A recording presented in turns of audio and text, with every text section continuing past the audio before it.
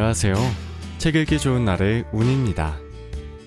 오늘 소개할 책은 돈과 운을 부르는 5가지 인생 전략, 운의 원리. 지은이는 막스 귄터, 옮기니는 홍보람, 발행은 프롬북스입니다. 운이란 무엇일까요? 운이란 정말 있는 걸까요? 운이 없다면 로또 1등에 이어 연금 복권 1등까지 당첨된 사람, 뒷마당에서 100억 원대 금화를 발견한 부부, 2개 대회 연속 홀인원을 한 골퍼, 깻잎 한 장 차이로 트럭을 비껴간 자전거 운전자의 이야기를 어떻게 설명할 수 있을까요?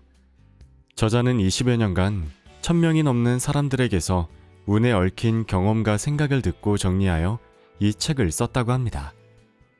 그에 따르면 운은 언제 어디서든 일어날 수 있으며 그리 놀랄만한 일이 아니라고 합니다. 교통사고는 개인에게 일생에 한 번 일어날까 말까한 불운일 수 있지만 교통경찰에게는 매일 겪는 일상일 뿐인 것입니다. 또한 꿈 덕분에 복권에 당첨되거나 불운한 사고를 피했다는 이야기를 우리는 심심찮게 들을 수 있습니다. 이 책에서 저자는 과학에서부터 종교에 이르기까지, 수학자에서부터 마술사에 이르기까지 운에 대한 다양한 관점과 역사, 이론을 소개합니다.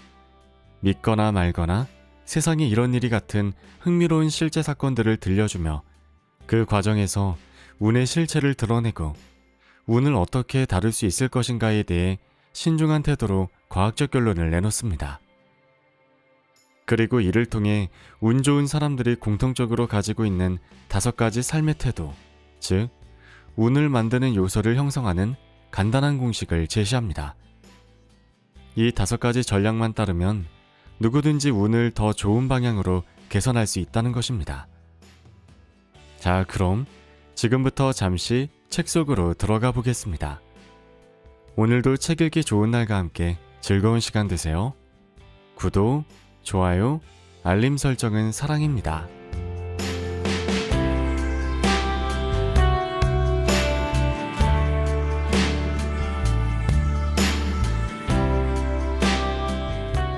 낯선 여정을 떠나며. 이제부터 우리는 소수의 사람들만이 탐험했던 장소로 함께 여행을 떠날 것이다. 그곳은 바로 운의 세계다. 그곳은 지금까지 제대로 탐구된 적이 없다. 많은 사람들이 그곳을 탐험 불가능한 곳이라 생각했기 때문이다. 말하자면 이해할 수 없는 영역이라 믿었던 것이다. 이런 관점에서 볼 때 운이라는 단어는 우리 삶에 들이닥쳤다가도 멋대로 사라지는, 통제되지 않았던 사건들과 통제할 수 없었던 사건들에 붙인 이름일 뿐이다. 많은 사람들이 바다의 거친 파도보다도 운이라는 영역 속 사건들의 지도를 그리는 일이 더 불가능하다고 믿는다. 이를 간략히 체계화해야 한다는 것은, 다시 말해 그 구조를 측정한다는 것은 실패할 게 뻔한 일처럼 보인다. 하지만 이 여정의 끝에 도달하기도 전에 당신은 생각했던 것만큼 운이라는 것이 그렇게 길들이기 어려운 것은 아니라는 사실을 발견하게 될 것이다. 물론 한계는 있지만. 완벽히 현실적인 방식으로 자신의 운에 영향을 주는 것은 가능하다. 운은 이해될 수 있다. 운은 합리적인 방식으로 다뤄질 수 있다. 운을 다룰 수 있으려면, 그러니까 좋은 운이 올 확률은 높이고 나쁜 운이 올 확률은 줄이려면 자신의 내면과 주변의 몇 가지 변화를 이뤄내야 한다. 이런 변화들은 서로 맞물려 있기도 하고 서로를 보완해주기도 한다. 이런 변화들이 함께 모이면 내가 운 조절이라 부르는 것이 된다. 운 조절 이론은 계속해서 좋은 운을 경험하는 사람들과 반대로 계속 나쁜 운을 겪는 사람들을 관찰한 토대로 만들어진 것이다. 나는 이를 위해 20년 이상 수많은 사람들을 대상으로 관찰을 진행했다. 그 결과 운이 좋은 사람들에게는 5가지 주요 특징이 있다는 사실을 알아냈다. 반면에 이 특징들은 운이 나쁜 사람들에게선 무의미할 정도로 미약하게 나타나거나 아예 찾아볼 수 없는 것들이었다. 우리는 이제 이 5가지 특징을 면밀히 살펴 그 구성 요소와 작용 방식이 무엇인지 확인해 볼 것이다. 5가지 특징을 간략히 소개하자면 다음과 같다. 1. 거미줄 구조. 운이 좋은 사람들은 거미줄 구조를 활용하여 행운이 흘러들어올 인간적 통로 역할을 할 수 있게 만든다.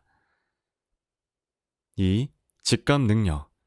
운이 좋은 사람들은 의식적으로 알지 못할 수는 있어도 본능적으로는 보이는 것 이상을 인지하는 것이 가능하다는 것을 잘 안다. 3. 행운의 여신은 용감한 자를 돕는다. 현상. 일반적으로 운이 좋은 사람의 삶은 일직선이 아니라 지그재그 형태를 띈다. 4. 톱니 효과. 운이 좋은 사람들은 불운이 더 악화되는 것을 막기 위해 무의식적으로 톱니 효과를 사용한다. 5. 비관주의의 역설. 웃으면 복이 온다라는 말은 오해의 소지가 매우 많은 표현이다. 객관적으로 운 좋은 삶을 살고 있다 여겨지는 사람들 대부분과는 어울리지 않는 말이기 때문이다. 운이 좋은 사람들은 냉철하고 암울한 비관주의를 생존에 필요한 기본 소양으로 여겨 함양하려 한다. 삶과 내면에 적용되는 이 5가지 태도 안에는 각각 그 내용을 보충하는 내용, 즉 보수적인 규칙들이 포함되어 있다. 나는 이 하위 규칙들을 처음 깨달았을 때 그중 상당수가 놀랍고도 황당하게 느껴졌는데 아마 이 책을 읽는 당신도 같은 경험을 할 것이다. 그 예를 몇 가지 소개하자면 오랫동안 갖고 있던 직업관이 사실은 불운의 씨앗이라는 것, 성급함이라는 한 단어를 무심코 그냥 사용하면 큰 손해를 입을 수 있다는 것, 소중히 생각하는 미신이 무해할 뿐만 아니라 실질적으로 유용할 수도 있다는 것 등이 있는데 여기에는 의아할 만한 사실이 많다. 때가 되면 우리는 그곳에 도착하게 될 것이다.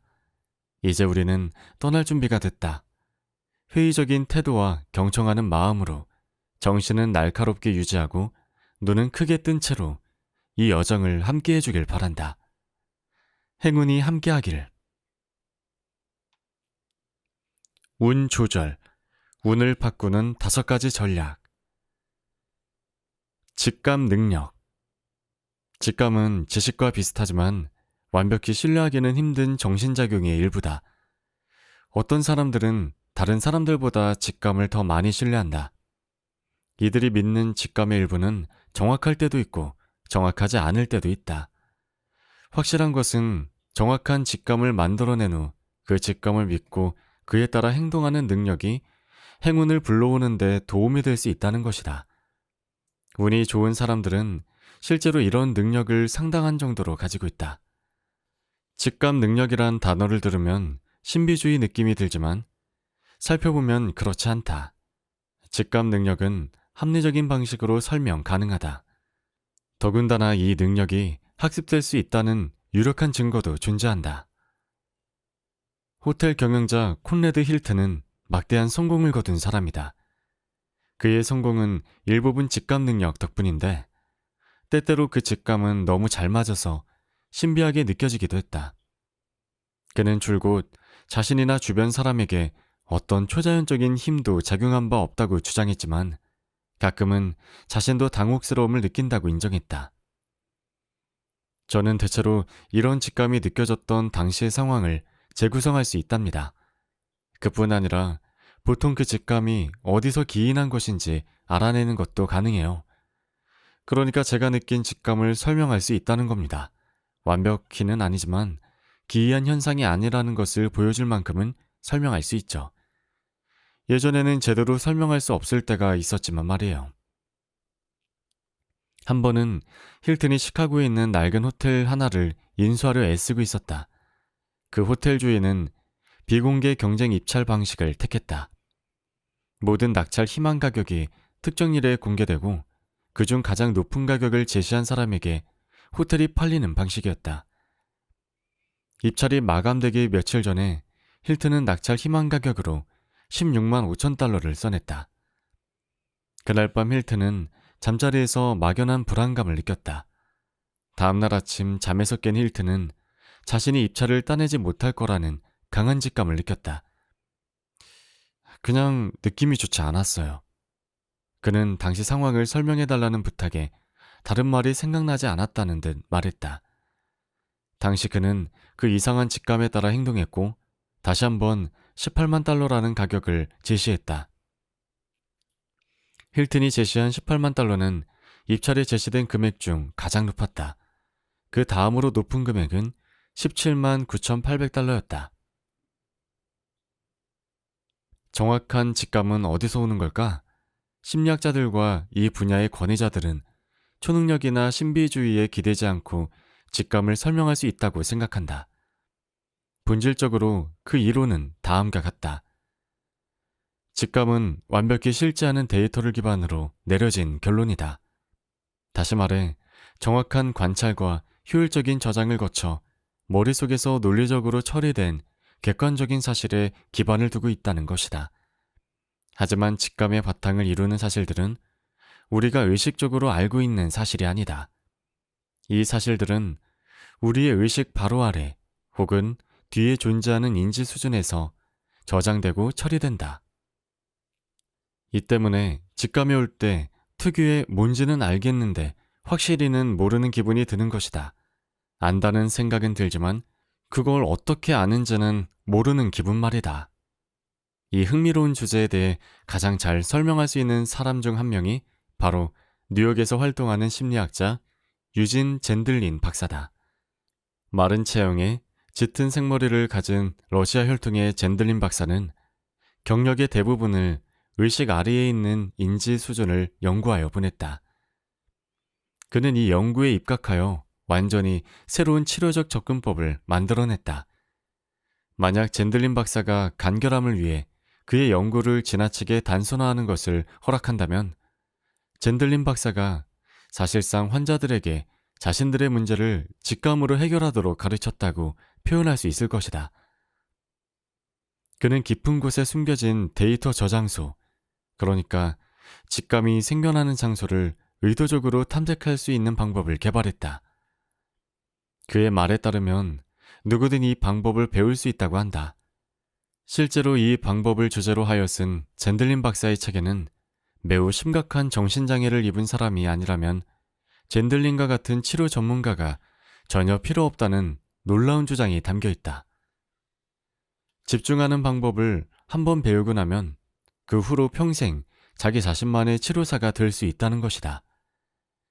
행운의 여러 정의 중 하나는 전문가의 도움이 필요할 정도로 심각한 감정적인 문제가 없는 사람이 되는 것이라고 할 수 있다. 행운은 평온한 삶을 살면서 가끔씩 눈부신 기쁨의 환희를 느끼는 것이다. 이런 의미에서 젠들린 박사는 운 좋은 사람들 대부분이 표면으로 드러나지 않는 내면의 지식이란 우물에 어떻게 뛰어들면 좋을지 직관적으로 알아낸 사람들이라고 믿는다. 젠들린 박사의 관심 대상은 주식시장에 사용되는 직감이 아니다. 그는 삶을 살아가거나 문제에 직면하였을 때 자신의 느낌을 믿고 언제나 최선의 길을 선택하는 능력, 그 전반에 관심이 있다. 그가 제안하는 집중법은 돈이 아닌 평온을 얻도록 고안된 것이다. 하지만 우리가 행운을 연구하는 목적에 비춰봤을 때 그런 구별은 필요 없을 것 같다. 직감은 직감이다. 직감을 효과적으로 활용하는 방법을 배울 수만 있다면 개인적으로 중요하다고 생각하는 목적에 따라 그 기술을 사용할 수 있을 것이다. 젠들린 박사가 자신의 방법을 설명하는 과정에서 가장 먼저 지적한 점은 우리가 의식에 저장할 수 있는 양보다 훨씬 더 많은 데이터를 일상적으로 받아들인다는 것이었다. 예를 들어 본인의 인생에서 중요한 역할을 하는 사람 한 명을 떠올려보자. 당신이 인지한 이 사람을 묘사하는 데이터는 수천 개, 아니 어쩌면 수백만 개에 이른다. 그 양이 어찌나 많은지 설사 그 모든 데이터를 기억해서 모두 끄집어낼 수 있다 해도 그것들을 목록으로 나열하는 데만 여러 해가 필요할 것이다. 데이터 안에는 일과 놀이, 음식, 옷, 자동차에 대한 선호 기준이나 외모, 목소리, 제스처, 버릇, 태도, 사고방식, 감정적 반응 등이 포함되어 있다. 또한 당신과 이 사람이 주고받았던 영향들, 그러니까 같이 행복해하고, 화내고, 지루해하고, 걱정하고, 두려워했던 모든 시간들도 데이터 안에 포함되어 있다. 이 데이터 목록은 말 그대로 끝없이 이어질 수 있다. 그 사람과 조촉할 때마다 새로운 데이터가 생성되기 때문이다. 이 목록의 엄청난 규모에도 불구하고 데이터는 우리 내면 어딘가에 저장되며 곧바로 불러오는 것도 가능하다. 만약 지금 이 책에서 잠깐 눈을 떼고 이 사람의 모습을 떠올려 본다면 곧바로 당신의 머릿속에 그의 모습이 떠오를 것이다. 부분적인 인상이 아닌 완전한 모습으로 말이다. 모든 데이터는 당신 내부 어딘가에 존재한다. 당신이 조나 메리라고 생각하는 모든 데이터가 어딘가에 저장돼 있다. 이 데이터는 어디에 저장되는 걸까? 여기서 확실한 건 의식적인 수준, 그러니까 데이터를 하나하나 처리하는 뇌의 논리적인 사고 부분에 저장되는 것은 아니다. 만약 당신이 친구 한 명을 길에서 만나면 당신은 그를 즉시 알아볼 뿐만 아니라 현재와 과거의 모든 상황을 고려하여 그 사람에게 적합한 감정적 반응까지 바로 느낄 수 있다. 이런 신속한 인식 및 반응 과정은 지적인 능력이 필요한 추론 없이 일어난다. 의식적인 추론을 하기엔 관련 데이터가 너무 많은 것이다. 이 과정은 거의 추론 과정 없이 일어난다. 이 예는 무언가를 알고 있으면서도 그것을 어떻게 아는지 설명할 수 없는 상황, 그러니까 무언가를 알고 있다는 기분을 뒷받침할 만한 데이터를 하나하나 나열할 수 없는 상황이 충분히 있을 수 있다는 것을 보여준다. 내가 만약 당신에게 길에서 만난 친구를 알아볼 수 있었던 단서가 뭐였냐고 묻는다면 당신은 친구의 코 모양을 꼼꼼히 분석해 설명할 수 있을까? 그의 걸음걸이는, 뺨에 있는 점은, 구겨진 옷은? 아마 당신은 그런 특징 외에도 그 밖에 수많은 단서들이 서로 섞여 즉각적인 인상을 형성한다고 대답할 수밖에 없을 것이다. 당신은 사실 자신이 어떤 단서를 사용했는지 혹은 그 단서들을 어떻게 조합했는지 모른다. 그럼에도 내가 당신이 친구를 잘 알아보지 못할지도 모른다고 말한다면, 다시 말해 당신의 사실 증거가 신뢰하기엔 너무 불확실하다고 말한다면 당신은 어이없어 웃을 것이다. 당신이 친구를 만나면 당신의 머릿속은 당신이 누구를 만나고 있는지 확실히 인지한다. 어떻게 아는지는 모르지만 아는 것이다. 또 다른 예를 살펴보자. 친구가 당신에게 전화를 한 상황이다. 이때 이름은 물어볼 필요가 없다. 친구의 목소리를 알아채기 위해서 몇 마디만 나눠보면 되는 것이다. 이게 어떻게 가능할까? 만약 내가 그 친구의 목소리를 알아들을 수 있게 당신이 나에게 그의 목소리를 설명해 주어야 하는 상황이라면 당신은 곧 그 일이 불가능하다는 것을 깨달을 것이다. 실제로 한 번은 뉴욕 전화회사가 사람들이 어떻게 전화기를 통해 서로의 목소리를 인식할 수 있는지 알아내려 했지만 결국엔 낭패감을 느끼며 포기했다. 알고 보니 그 인식 과정은 의식적으로 알고 있는 데이터와는 무관하게 발생했다. 하지만 개별적으로 정의될 수 있는 데이터가 이렇게 부족함에도 수학이 넘어 익숙한 목소리가 들릴 때 우리가 확신하지 못해 곤욕을 치르는 일은 없다. 상대가 누군지 알고 있으니 말이다. 사실상 이런 종류의 안다는 느낌은 직관에 속한다. 하지만 아시다시피 그걸 어떻게 아는지는 알 수 없다. 직감은 의식의 수준으로 끌어올리지 못하는 데이터로 이루어져 있다. 다시 말해 직감을 구성하는 사실들은 하나하나 나열하거나 알아볼 수 없는 것이며 다른 사람에게 자신의 판단이 신뢰할 만하다는 증명을 하기 위해 꺼내 보일 수 있는 종류의 것도 아니다. 그럼에도 직감이 잘 맞았다면 그 직감을 구성하고 있는 사실들은 실제로 존재한다고 할 수 있다. 우리 내면 어딘가에 저장되어 있는 것이다. 맞다. 그런 사실들을 손에 쥐고 면밀히 검토해 볼 수 없다는 것은 답답한 일이다. 하지만 그렇다는 사실이 직감의 힘과 효용을 무의미하게 만드는 것은 아니다. 차를 운전하기 위해 꼭 엔진이 어떻게 조립됐는지 알아야 하는 것은 아니니 말이다. 이런 식으로 직감을 의식의 개입 없이 수집된 객관적인 데이터의 결과물로 바라보면 직감은 덜 신비롭게 느껴진다. 예를 들어 호텔 입찰 시 힐튼이 느꼈던 직감은 그의 머릿속 깊은 어딘가에 저장돼 있던 엄청난 정보들로부터 나온 것일 수도 있다. 그는 성인이 되고 줄곧 호텔 업계에 몸담아왔다. 젊은 시절 텍사스에서 첫 호텔을 인수한 후부터 그는 업계의 지식을 계속 모아왔다.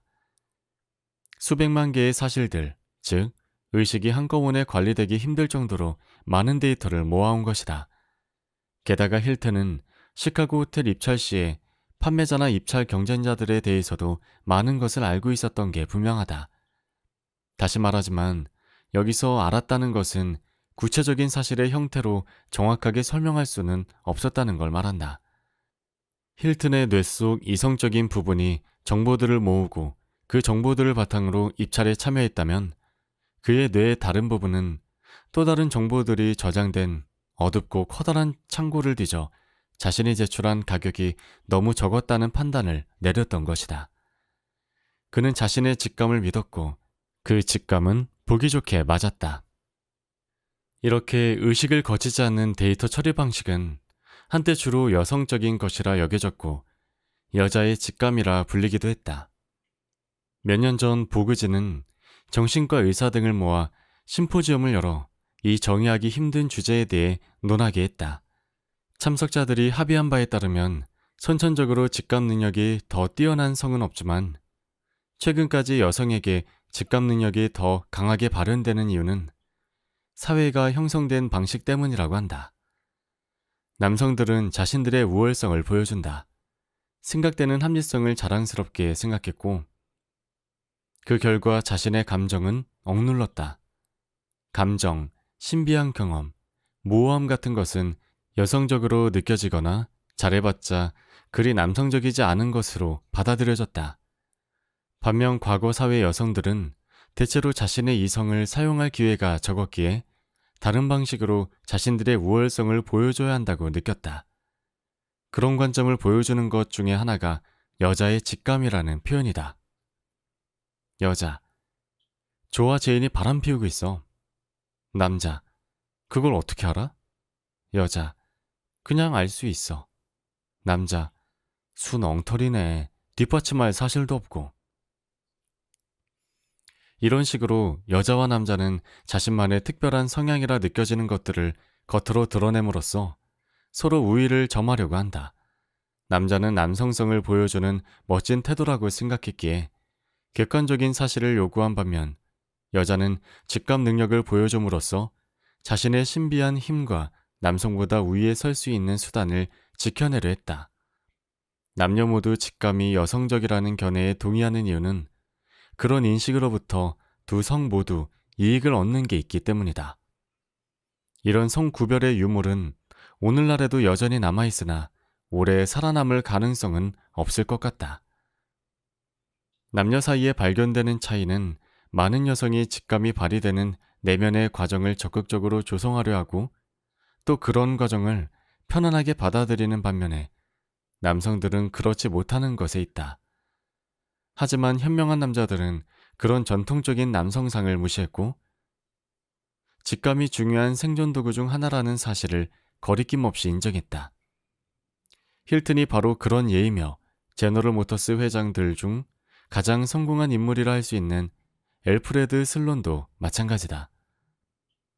언젠가 사람들이 슬론에게 질문했다.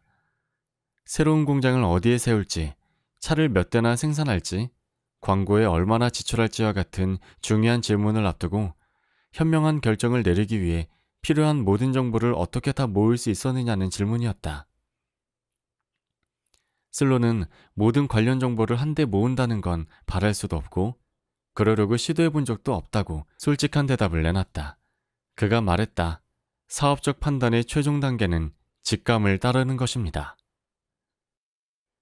슬론의 대답은 우리가 일상적으로 내리는 판단 대부분에도 똑같이 적용될 수 있다. 좋든 싫든 인생을 살다 보면 우리는 크고 작은 결정을 내릴 때 끊임없이 직감을 따라야 한다. 이 직장을 다녀야 할까? 지하실에 물이 새지 않는다는 부동산 중개인의 말은 사실일까? 내가 뭐뭐뭐 한다면 이 여자는 화를 낼까? 충분한 정보를 가지고 있는 경우는 거의 없다. 또한 합리적인 방식으로만 추론하고 결정을 내리는 경우도 거의 없다. 자신이 내린 모든 결론에 대해 항상 당당하게 논리적 설명을 내놓을 수 있었던 셜록 홈즈와는 다르게 평범하게 사고하는 우리는 설명할 수 없는 선택을 내리는 경우가 더 많다. 내가 그 집을 산 이유는 글쎄요, 그게 옳다고 느껴졌기 때문이에요. 운이 좋은 사람들은 종종 알고 보면 크고 작은 인생의 기로에서 믿을 만한 직감을 느꼈던 사람들이었다. 이들은 지하실에 물이 새는 집은 절대 안 사는 사람들이다. 절대 중고차 매장에서 불량차를 골라오지 않는 사람들이다. 절대 주가가 하락하기 시작할 때 주식을 하지 않는 사람들이다. 절대 공항 매표구의 여러 줄 중 가장 느린 줄에 서지 않는 사람들이다. 이들의 가정생활, 사회생활, 성생활, 경제생활은 문제없이 평온하다. 행운이 찾아오길 원한다면 직감 능력은 필수적이라고 할 수 없을지라도 유용한 도구다. 그렇다면 직감 능력은 어떻게 개발할 수 있을까? 이를 위해 따라야 할 규칙이 3가지 있다. 첫 번째 규칙, 데이터베이스를 평가하는 방법을 배워라. 직감은 우리의 의지와 상관없이 스스로 찾아온다. 이런저런 것이 사실이라는 강한 느낌 말이다. 그것을 믿어야 할지 말아야 할지는 어떻게 알 수 있을까? 이 질문의 첫 번째 대답을 해저드의 말을 빌려 하자면 이렇다. 저는 기초가 되는 데이터베이스가 단단한지를 자문해봐요. 당연히 이 직감의 바탕이 되는 정보가 무엇인지 저는 모르죠. 또한 그걸 알게 되리라는 기대도 하지 않아요. 하지만 제가 할 수 있는 일은 이런 정보가 실제로 존재할 수 있는지 질문해 보는 것이에요. 저는 이렇게 물어요. 내가 알지 못하는 사이에 이 상황에 대한 데이터를 모아왔다고 추측해 보는 것이 가능할까? 내가 이런 데이터를 모을 만한 위치에 있었던 걸까? 데이터를 실제로 볼 수 없음에도 그 데이터가 존재한다고 믿는 것이 합리적인 생각일까? 만약 그에 대한 대답이 그렇다이고 직감 또한 강렬하다면 저는 그 직감을 따르는 편이에요. 앞서 우리는 복권이나 슬롯머신에서 직감을 느끼고 돈을 따게 된 사람들의 얘기를 들어봤다. 해저드가 보기엔 그 사람들이 돈을 땄다는 사실은 직감과 무관한 것이다. 그는 그런 종류의 직감을 절대 신뢰하지 않는다. 그런 직감은 내면에 숨겨진 정보에서 나왔을 가능성이 없기 때문이다.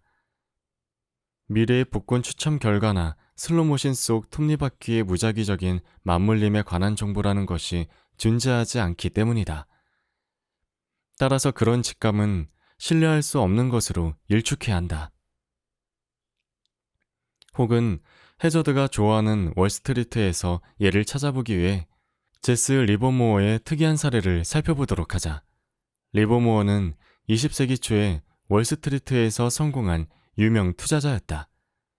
그는 이상하리만큼 정확한 직감으로 유명했다. 그는 스스로에게도 그 직감을 설명하지 못했고 설명하려 시도해보지도 않았다. 가장 많이 회자되는 그의 직감 사례는 1906년 어느 봄에 일어났던 일이다. 리버모어는 이유 없이 불현듯 유니언 퍼시픽의 주가가 곧 떨어질 거라는 확신이 들었다. 그래서 그는 중개인의 사무실로 찾아가 수천 주를 공매했다. 당시의 기록에 따르면 리버모어는 그날 자신의 행동에 당황했던 것 같다. 뭐 그럴 수도 있었을 것 같다. 강세 시장이 계속되고 있었고 유니언 퍼시픽은 주식시장에서 가장 인기 있는 회사였다. 공매해야 할 이유가 전혀 없었다. 하지만 다음날 여전히 약간 얼떨떨해 보이던 리버모어는 다시 중개인 사무실에 찾아가 수천 주를 더 공매했다. 그날 이후 4월 18일 샌프란시스코에 큰 지진이 일어났다. 엄청난 양의 유니언 퍼시픽 철도 차량과 잠재 수액이 지진 잔해 속에 파묻혔다. 주가는 폭락했고 리버모어는 손쉽게 30만 달러를 벌어들였다. 나중에야 우리는 리버모어의 직감이 맞았음을 알 수 있었다. 하지만 그렇다고 해도 그가 똑똑해서 자신의 직감에 돈을 걸었다고 보긴 어렵다. 그가 다가올 지진에 대한 정보를 미리 획득할 수는 없었을 테니까 말이다. 그의 직감에는 데이터베이스가 없었다. 파산할 위험을 무릅쓰고 그런 직감을 따랐다는 건 어리석은 행동이라 할 수도 있을 것이다. 사실 리버모어는 다사다난한 삶을 살며 2번 이상 파산을 겪었다. 그의 직감이 항상 좋았던 것은 아니었으며 특히 말년으로 갈수록 더 안 좋아졌다. 1930년대 말에는 아주 큰 돈을 잃기도 했다. 1940년 크리스마스를 며칠 앞둔 어느 날 오후 달아나버린 운을 곱씹어보고 있었을지도 모를 리버모어는 뉴욕 호텔로 들어가 술 몇 잔을 마신 후 화장실에서 권총 자살을 했다. 모든 것을 고려해 본 결과 리버모어의 직감은 신뢰할 수 없다고 여겨지는 것이 옳다. 그의 직감이 몇 번 맞았던 적이 있었더라도 말이다. 우리가 이 책에서 논의해왔던 종류의 직감, 즉 객관적인 사실과 논리적인 과정에 바탕을 뒀다고 상정되는 직감의 측면에서 봤을 때 리버모어의 직감은 신뢰할 수 없는 것이다. 여기서 우리가 논의해왔던 종류의 직감을 합리적 직감이라 이름 붙여보자. 만약 초자연적인 힘이 있다고 믿거나 있지 않을까 의심하고 있는 사람이 있다면 당연히 그 사람은 합리적 직감 말고도 다른 종류의 직감이 존재한다고 주장할 것이다. 다른 종류의 직감, 그러니까 리버모어 스타일의 직감은 초자연적 직감이라고 부를 수 있겠다. 초자연적 현상을 믿는 사람이라면 누구나 리버모어의 대단한 직감을 보여준 유니언 퍼시픽 사례를 가리키며 그 직감 뒤에 무언가, 그러니까 객관적 사실이 아닌 다른 어떤 것이 숨겨져 있다고 주장할 것이다.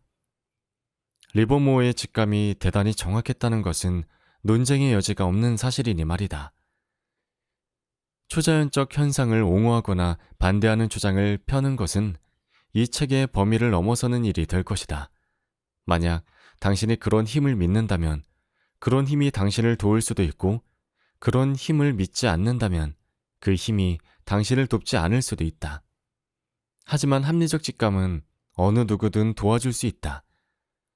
초자연적 현상에 대해선 잠시 후에 다시 다뤄보기로 하고 지금은 합리적 직감과 데이터베이스 평가와 관련된 문제를 계속 살펴보도록 하자. 직감은 그 직감이 비롯된 과거 경험의 총합만큼만 정확할 수 있습니다. 스스로를 운이 좋다고 생각하는 사람들과 그렇지 않은 사람들 사이의 차이점을 연구해온 뉴욕의 정신과 의사 나탈리 셰이니스 박사가 말했다. 과거에 경험해본 상황과 관련된 직감만이 신뢰할 수 있는 직감이에요. 예를 들어 저는 환자를 치료할 때 직감을 자주 사용해요. 직감적으로 어떤 것이 효과가 있을지 없을지가 느껴져요. 이런 직감을 신뢰하는 이유는 제가 오랫동안 경험해온 분야이기 때문이에요. 저는 이런 직관을 의식이 개입되지 않은 참된 직관이라고 생각해요. 하지만 제가 모르는 분야에 관한 직감을 느낀다면, 예를 들어 대두 선물로 큰 돈을 벌겠다는 직감이 느껴지면 저는 그 직감을 신뢰하지 않을 거예요. 올바른 직관일 리 없으니까요. 직감이 느껴지면 항상 그 기반을 이루는 사실들이 존재하는지 자문해보자. 자신이 그 상황에 관한 데이터를 흡수할 수 있었는지를 물어보라는 것이다. 이것이 직감의 첫 번째 규칙이다. 다음은 이 첫 번째 규칙으로부터 도출한 결론들이다. 결론 1. 방금 만난 사람에 대한 직감을 신뢰하지 말라. 운이 좋지 않은 사람들은 첫인상에 근거하여 헌신을 약속하는 경향이 있다. 반면 운이 좋은 사람들은 재차 살펴볼 기회를 갖는다. 만약 30분 전에 누군가를 만났는데 이미 그 사람의 정직성이나 후의, 지능 등 그 밖의 다른 특징에 대해 직감이 왔다면 그런 직감은 신뢰할 수 없는 것으로 치부해야 한다. 어쩌면 충분한 데이터를 모으기에 충분한 시간을 보내지 못했는지도 모른다. 첫눈에 반한다는 것은 흥미로운 일이지만 매우 위험한 일이기도 하다. 두세 번 만나본 후 판단하는 것이 더 정확하다. 첫 만남에서 알 수 없던 것을 나중에서야 알게 되면 골치 아픈 일을 겪을 수 있다. 절대 첫 만남에서 느낀 직감에 따라 감정이나 돈을 약속하면 안 된다. 예를 들어 새 차를 구입하러 갔다고 해보자. 마음에 드는 제품과 모델이 여럿 보인다. 당신이 가장 중요하게 고려하는 점은 판매자가 질 좋은 유지관리 서비스를 적극적으로 제공해 줄 것인가이다. 새 차에 문제가 생기면 판매자는 이를 잘 처리해 줄 수 있을까? 당신이 만난 한 딜러는 누구보다 솔직하고 정직하며 고객을 만족시키기 위해 노력할 사람처럼 보인다. 이 직감을 믿어야 할까? 당연히 아니다. 만약 그 딜러가 능력 좋은 세일즈맨이라면 연기를 잘하는 사람일 것이다. 그는 자신의 첫인상을 매력적으로 보이게 할 줄 아는 사람이다. 자신의 직감이 무엇을 바탕으로 만들어진 것인지 자문해보자. 어쩌면 직감의 근거가 관련 없는 기억뿐인지도 모른다. 혹은 그 딜러의 얼굴이 몇 년 전에 좋아했던 지인을 떠올리게 했을 수도 있다. 계약은 며칠 미뤄두고 다시 그 딜러를 찾아가 적어도 한 번 더 대화를 나눠보길 바란다. 그가 당신이 방문할 거라고 기대하지 않을 때 들르는 것이 좋다. 판매점의 분위기를 느껴보자. 그 딜러가 다른 사람들과 대화하는 것도 들어보자. 이 모든 행동을 다 따라한다고 해도 괜찮은 곳에서 차를 사게 될 거라는 장담은 할 수 없지만 올바른 선택을 할 가능성은 상당히 높여줄 것이다. 두 번째나 세 번째 만났을 때 직감 속에서 약간의 우려가 느껴질 수도 있다. 그럴 경우엔 다른 곳에서 차를 구매하면 된다. 결론 2. 노력하지 않기 위해 직감에 의지하지 말라. 가장 먼저 결정을 내려야 하는 상황에 대해 알아낼 수 있는 모든 것을 알아내라. 그 상황에 푹 빠져 지내야 한다. 그 상황과 관련된 사실들을 열정적으로 찾아라. 처음에는 의식적으로 알고 있는 정보를 바탕으로 결정을 내리는 게 좋다.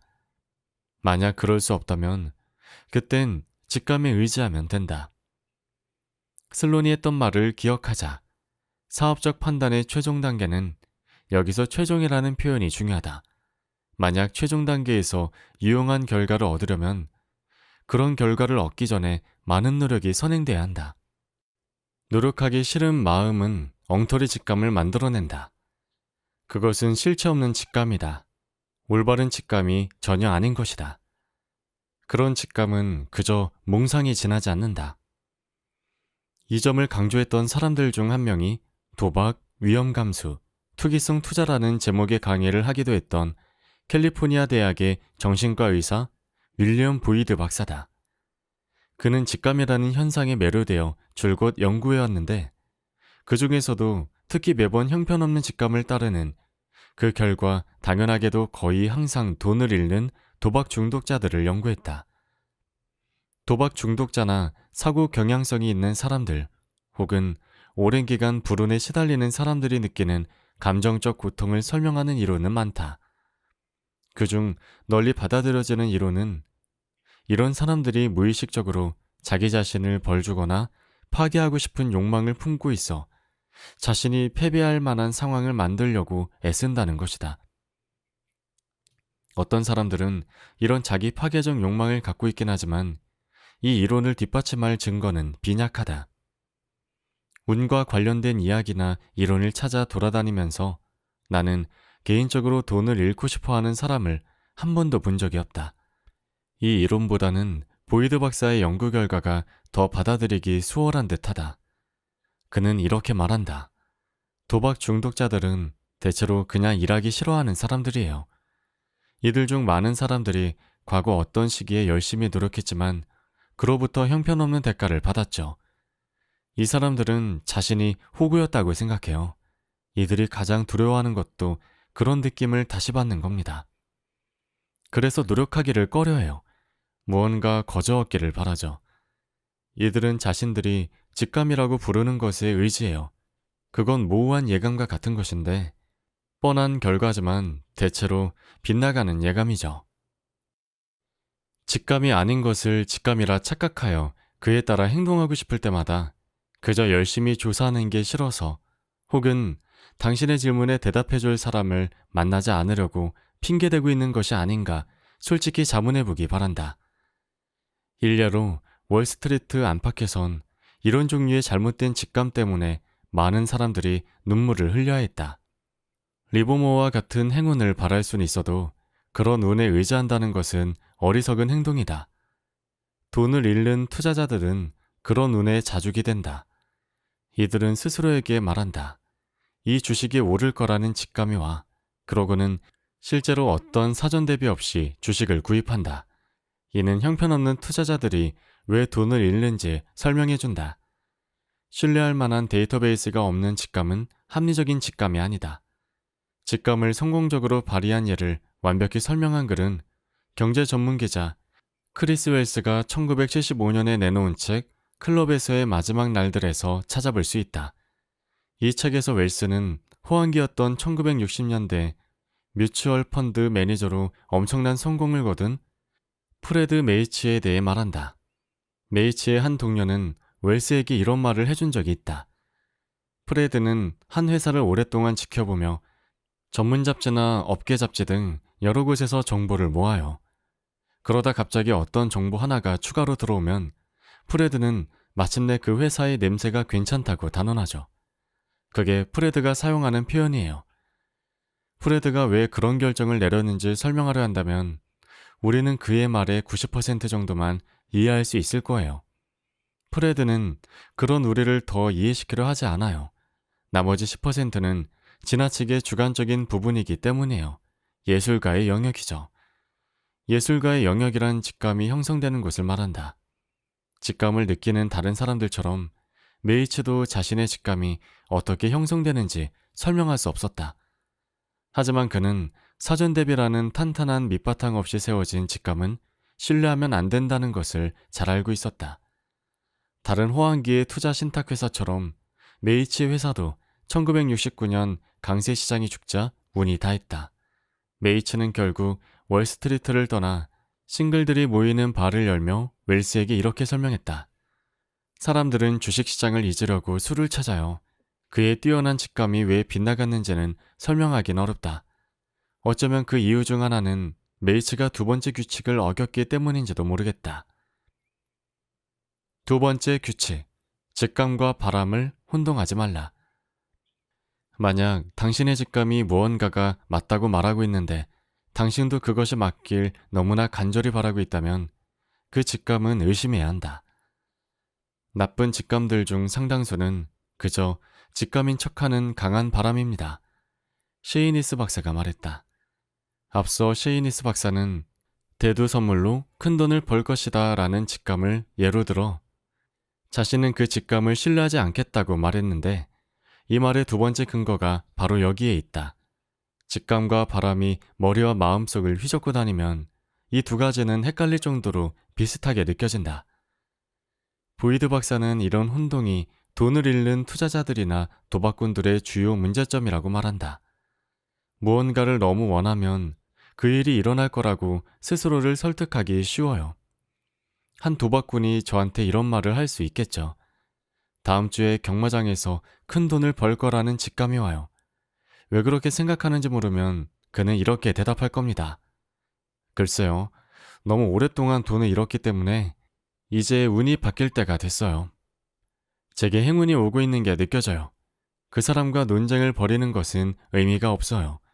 그 사람의 바람이 직감을 낳은 거예요. 그는 경마장으로 가서 가장 승산이 없는 말에 돈을 걸고 결국 전 재산을 잃게 되죠.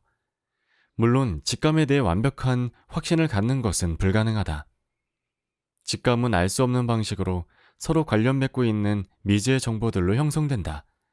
그게 바로 직감의 본질이다. 하지만 직감을 검토해보고 그 주변을 더듬어보고 얼마나 강한 직감인지 그 직감을 이루고 있는 것이 뭔지 테스트해보는 것은 가능하다. 대기업 패스트푸드 체인의 한 임원은 한 가지 방법을 사용해 이런 과정을 거친다. 그것은 바로 직감을 의도적으로 작게 나누어 분석하는 것이다. 그가 말했다. 저는 제 직감에 반박을 해봐요. 스스로에게 이렇게 말하죠. 들어봐. 이 남자에게 체인점을 주고 싶은 이유는 그저 그 사람 자식이 아픈 게 안타까워서야. 그는 약골이라 장사가 잘 될 때는 일을 잘 해내겠지만 큰 경쟁자가 자기 골목에 들어서면 아무것도 못하고 한탄만 할 거야. 게다가 행동도 엉성해서 자기 체인점을 볼품없게 만들어 놓을 테고, 그러면 가족 단위 고객들이 방문을 피하겠지? 이 체인점을 10대들의 소굴로 만들 거야. 저는 실제로 그 남자가 모든 것을 망쳐놓는 상상을 해봐요. 머릿속에 장면을 떠올리는 거예요. 기름투성이인 테이블, 고객에게 무례하게 행동하는 종업원 등을 떠올리죠. 그리고 자문해봐요. 이 중 한 가지라도 일어날 가능성이 있을까? 그런 다음 며칠 동안은 아무것도 하지 않고 기다렸다가 직감이 어떤 말을 하는지 귀 기울여요. 대체로 직감은 아니야, 그럴 가능성은 없어 라고 말하지만 몇 번은 그래, 그럴 수도 있어 라고 말하기도 해요. 그러면 그 사람에 대한 좋았던 감정이 점차 퇴색되기 시작해요. 그때가 재평가를 해야 하는 시기예요. 그러면 결국 그 사람을 퇴짜놓는 결말로 끝나기도 하죠. 이렇게 자신의 직감에 의도적으로 반박하는 과정을 거치는 것이 불필요하다거나 유용하지 않다고 생각하는 사람이 있을 수도 있다. 이 모든 과정 중 가장 중요한 부분은 첫 번째 단계다. 바로 직감과 희망이 구분이 되지 않는 상황에 처해 있다는 것을 인정하는 것이다. 그런 인식을 할 때 좀 더 신중한 태도를 갖게 된다. 세 번째 규칙, 직감이 자라날 여지를 만들어두라. 직감은 사실들로 구성되어 있지만 감정의 형태로 다가온다. 젠들린 박사에 의하면 많은 사람들이 자신의 감정에 그리 주의를 기울이지 않는다. 이것은 많은 사람들이 직감 능력을 잘 개발시킬 수 없는 이유다. 직감을 잘 사용하려면 자신의 감정에 귀 기울이고 감정을 존중하고 감정이 하는 말을 다 들어주어야 한다. 어쩌면 이 규칙이 세 가지 규칙 중 가장 중요하다고 할 수 있다. 결론 1. 이해하려는 행동으로 직감을 억누르지 말라. 이는 젠들린 박사가 환자들에게 반복하여 강조하는 핵심 교훈이다. 환자들의 문제는 개인적인 어려움의 근원을 찾아내서 그 문제를 헤쳐나가기 위해 어떤 방향을 취해야 할지를 알아내려고 한다는 것이다. 젠들린 박사는 그런 환자에게 고요히 앉아 몸을 이완시킨 후 가능한 한 지적 사고 과정을 멈추라고 말한다. 젠들린 박사는 주장한다. 뭐든 분석하려고 하지 마세요. 논리적으로 생각하지 마세요. 이해하려 하지 마세요. 그건 분명 뭐뭐뭐이야 라든가 X가 맞으니까 Y도 분명히 맞을 거야 라는 말은 하지 마세요. 다만 이 상황이 어떻게 느껴지는지를 자문해 보세요. 그 감정이 자유롭게 떠오르도록 두세요. 젠들린 박사는 상황에 대한 감정 속에 언제나 지적으로 이해할 수 있는 것보다 더 많은 내용이 담겨 있다고 말한다. 머리나 몸이 경험하는 것처럼 감정 속에는 그 상황 전체가 저장돼 있다. 이는 엄청나게 풍부한 정보와 인상으로 구성되어 있는데 그중 많은 것들이 명시할 단어가 없는 정보들이다. 만약 당신이 문제를 해결하고 결정을 내릴 때 엄격하게 분석적인 방식을 고집한다면, 언어로 깔끔하게 묘사되며 의식적으로 알고 있는 정보와 관련된 부분만 다루기를 고집한다면 스스로에게 너무 많은 제약을 가하는 것이다. 이는 마치 석유 시구를 하러 갈 때 1m까지만 팔 수 있는 드릴을 가지고 가는 것과 같다. 귀한 것들은 대부분 더 깊숙한 곳에 숨어 있기 마련이다. 운이 좋은 사람들은 본능적으로 직감이 숨겨진 깊숙한 곳까지 파고드는 방법을 알고 있다. 젠들린 박사는 누구나 이 기술을 배울 수 있다고 말하며 우리의 기운을 북돋아준다. 그는 환자들에게 일반화된 크고 모호한 감정에 다가선 후 감정 속 점차 더 작은 부분들에 집중해보라고 가르친다. 젠들린 박사가 전문학술지와 자신의 책, 집중해서 설명했듯이 이 과정은 다음과 같은 방식으로 진행된다. 스스로에게 질문해보자. 나는 이 상황을 어떻게 느끼지?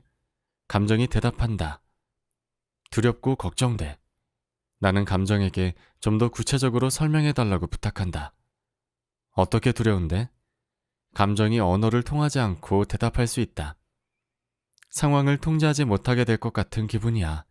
마치 무언가를 떠받치고 있는데 그것이 내 주위에서 무너지려 하는 것 같아. 나는 더 자세히 캐묻는다. 그것이 무너지면 벌어지게 될 최악의 상황은 뭐지? 나는 찾기 시작한다. 그건 조지와 관련된 일이야. 주변에 내가 없을 때 나를 방해하려고 한다는 직감이 느껴져. 그러면 나는 묻는다. 나를 어떻게 방해한다는 거지? 어떤 행동을 한다는 거야? 이런 식이다. 이유나 설명을 요구하기보단 그저 감정을 더 많이 끌어내려 해야 한다. 본능적으로 직감을 잘 따르는 사람들은 살면서 결정을 내려야 하는 매 순간마다 이런 과정을 거친다. 아이들은 직감을 사용해 결정을 내리고 진실을 포착하는 경우가 많다. 하지만 나이를 먹으면서 어떤 사람들은 그런 능력을 그대로 유지하지만 어떤 사람들은 분석적인 추론으로 직감을 억누른다. 어쩌면 그것이 더 합리적이고 어른스러운 행동으로 보이기 때문인지도 모른다. 사실 이렇게 직감을 억누르는 행동은 종종 부모에 의해 부추겨진다. 아이, 수잔이 나를 싫어해. 부모, 그걸 어떻게 알아? 아이, 그냥 알 수 있어. 부모, 수잔이 어떻게 했는데? 너한테 침 뱉었어? 발로 찼어? 아이, 아니, 그런 건 안 했어. 친절하게 굴고 그러는데, 그냥. 아, 모르겠어. 부모, 터무니없는 생각이네. 그렇게 생각할 어떤 근거도 없잖니.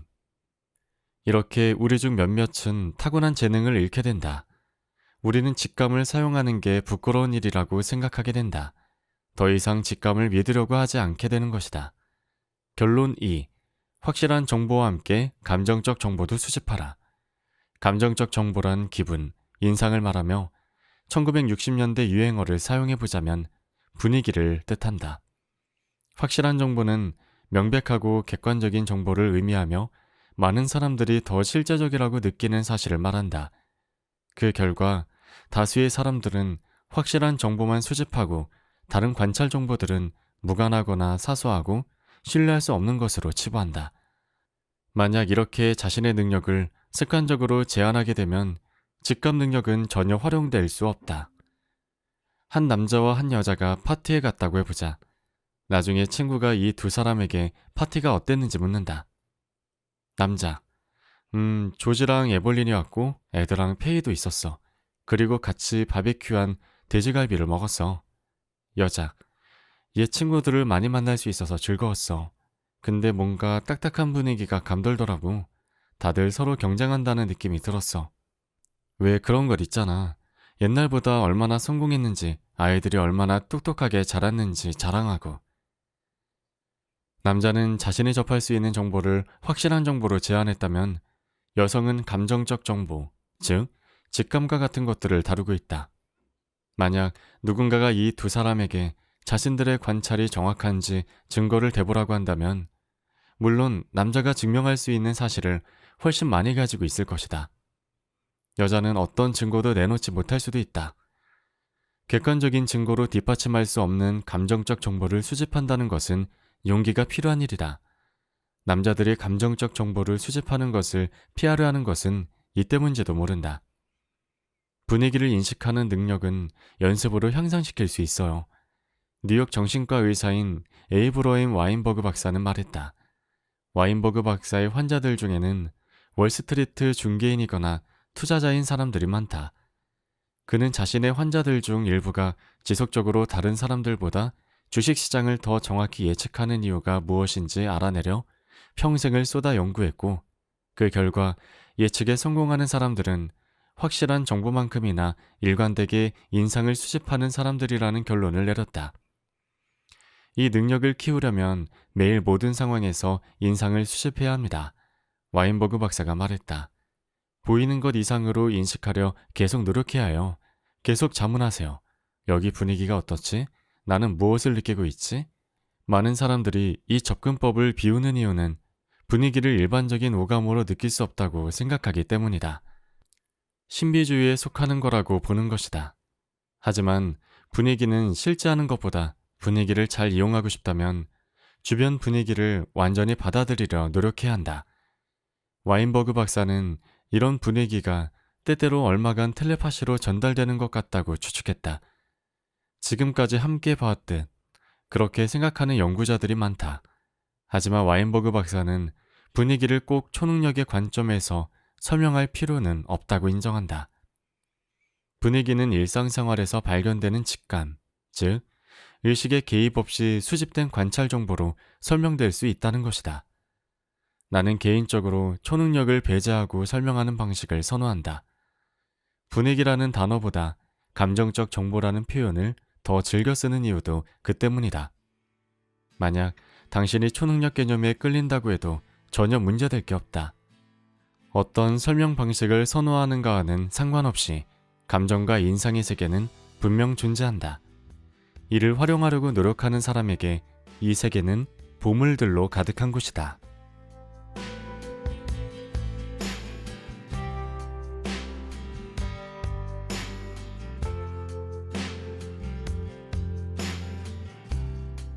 책 읽기 좋은 날. 오늘은 운의 원리를 들려드렸습니다. 감사합니다.